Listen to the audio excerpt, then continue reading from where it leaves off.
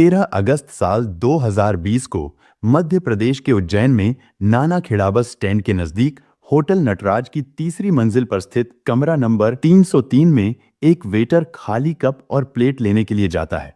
उसने कमरा नंबर 303 के दरवाजे की डोर बेल बजाई, लेकिन ना तो उस कमरे के अंदर से किसी ने कोई जवाब दिया और ना ही किसी ने दरवाजा खोला।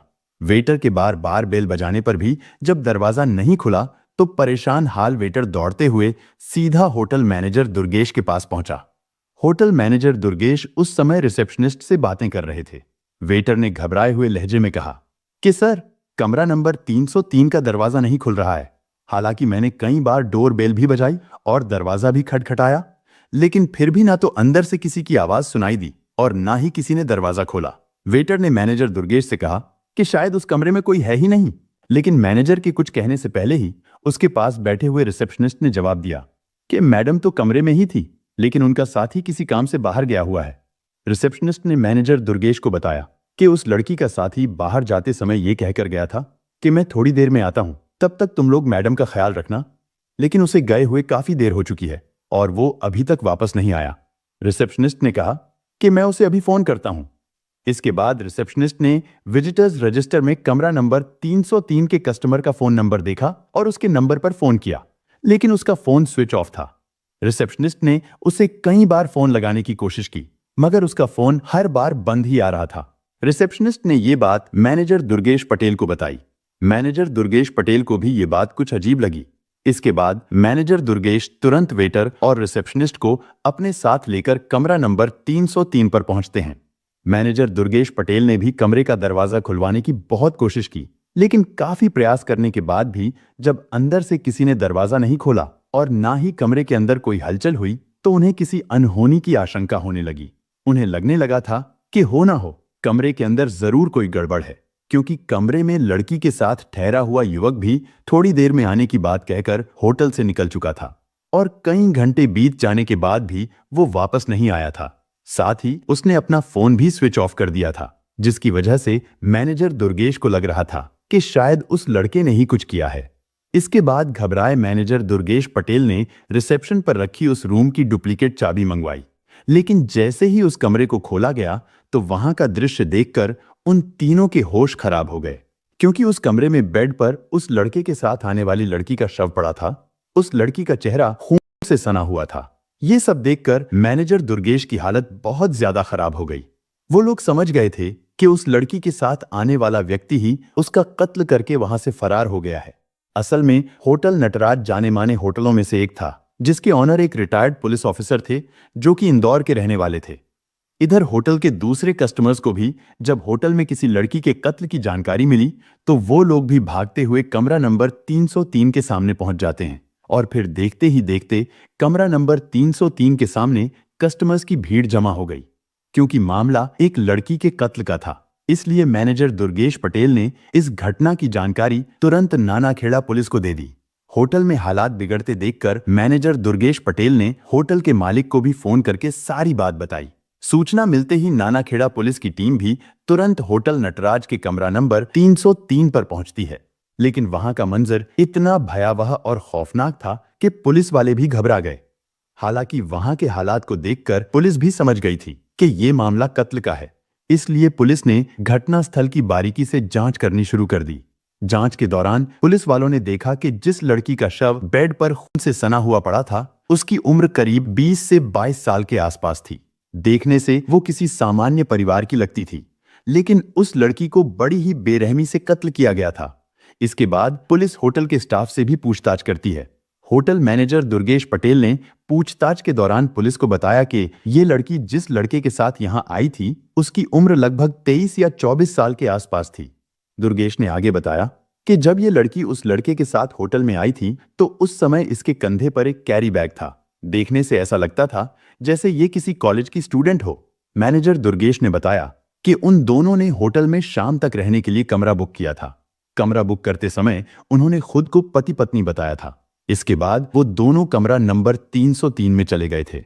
रिसेप्शनिस्ट ने बताया कि फिर करीब 1.5 घंटे के बाद वो लड़का ये कहकर होटल से बाहर निकला था कि वो किसी काम से बाहर जा रहा है। मैडम अंदर ही आराम कर रही हैं, तुम उनका थोड़ा ध्यान रखना।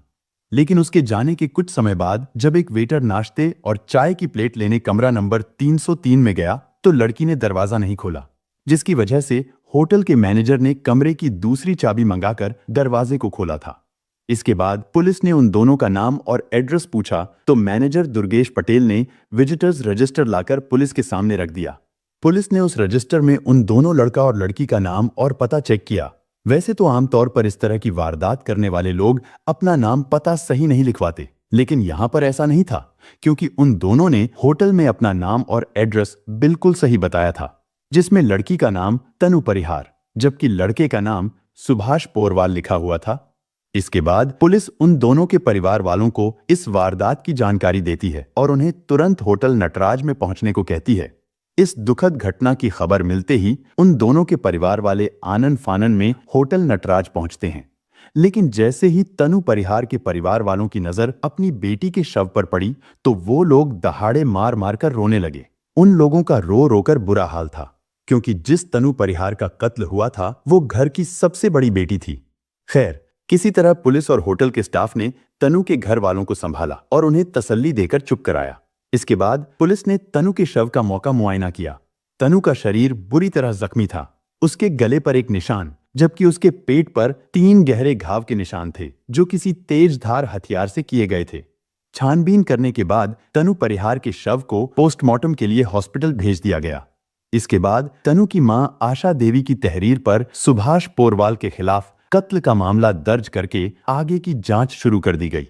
तनु के परिवार वालों से पूछताछ करने के साथ ही पुलिस ने सुभाष के मोबाइल नंबर को भी सर्विलांस पर लगा दिया था।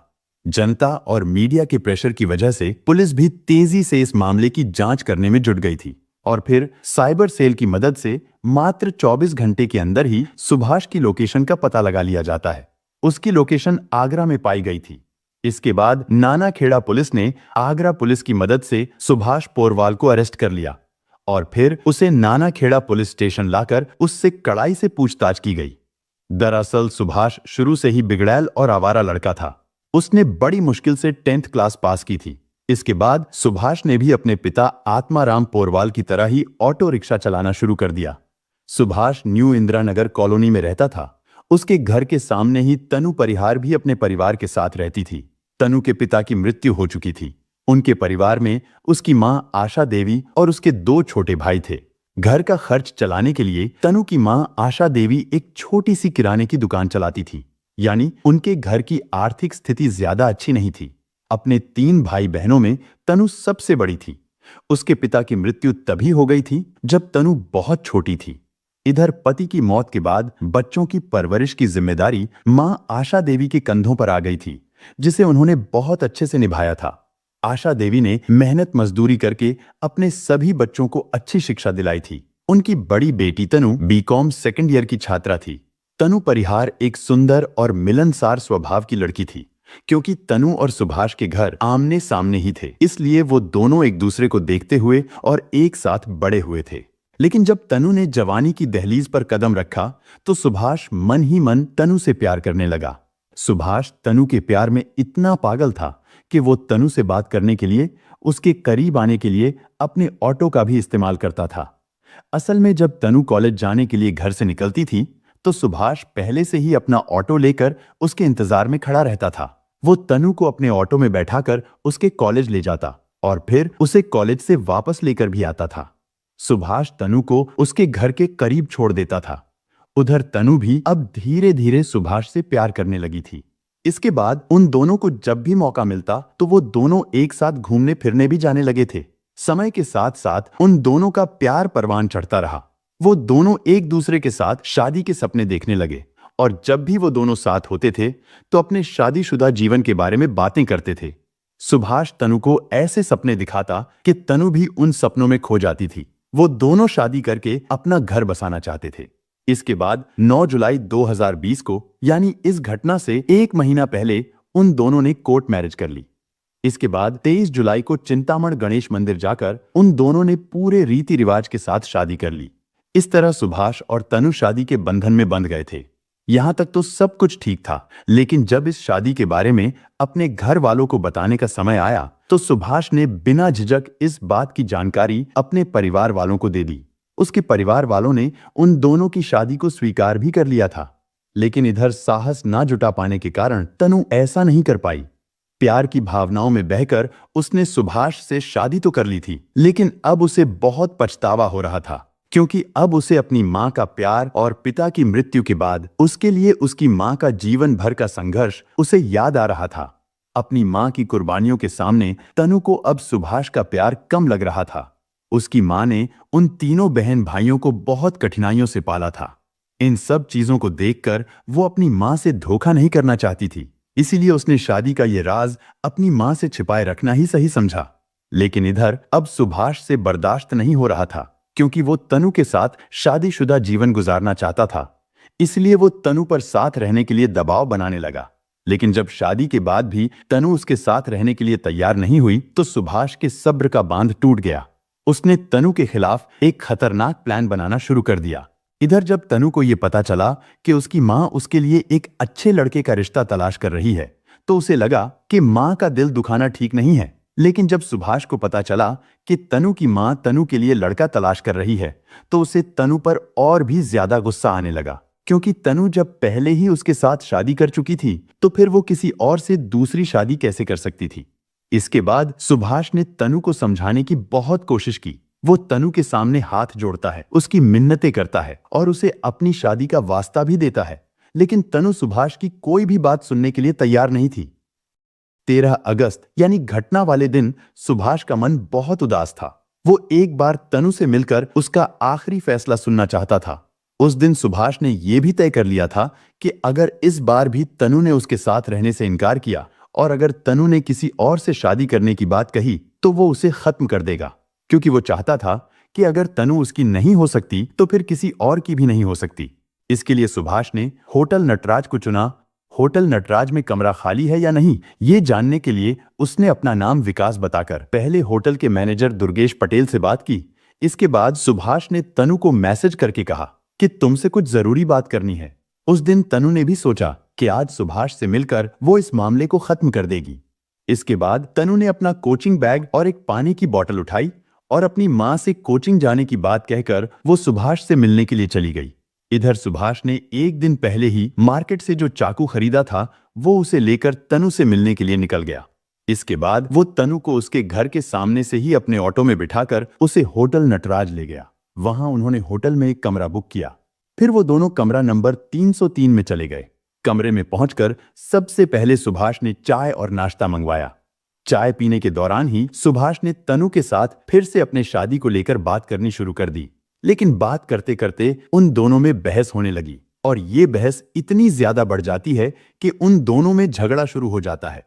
जहां तनु अपनी शादी को लेकर अपनी मां के फैसले को आखिरी फैसला बताते हुए अपनी बात पर अड़ी हुई थी, वहीं सुभाष भी गुस्से में आकर कहता है कि जब तुम मेरे साथ 2 बार शादी कर चुकी हो, तो फिर तुम तीसरी बार किसी और से शादी कैसे कर सकती हो। तनु सुभाष को समझाते हुए कहती है कि वो शादी हम दोनों की बहुत बड़ी भूल थी।